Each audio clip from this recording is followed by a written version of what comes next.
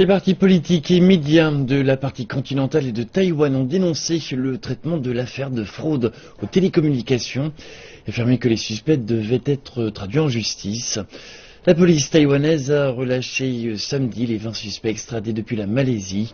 Les experts et autorités appellent les deux côtés de la rive du détroit à ne pas politiser l'affaire.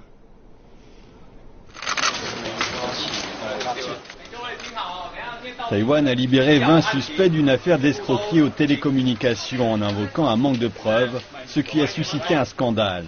La Malaisie avait extradé les 20 suspects qui font partie d'un groupe de 53 Taïwanais arrêtés en mars pour suspicion d'escroquerie. Par ailleurs, Taïwan est en colère après l'extradition de 45 Taïwanais, eux aussi suspectés d'escroquerie, d'Afrique vers la partie continentale de Chine.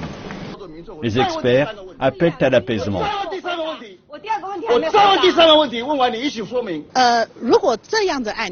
Si les intérêts politiques se mettent trop en travers d'une affaire criminelle, je ne pense pas que cela sera bénéfique à la lutte transdétroit contre les escroqueries.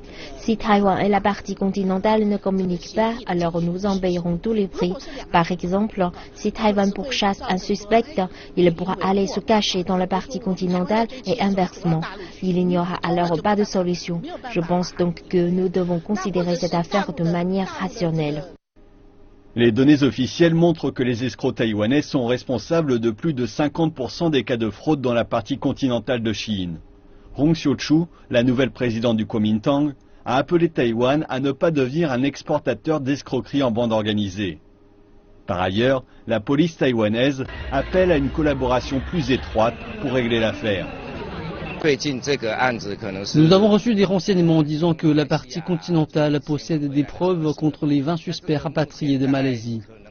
Nous espérons que les deux parties puissent lutter ensemble. Les autorités affirment que l'objectif des deux parties est d'empêcher que de telles escroqueries ne se reproduisent à l'avenir.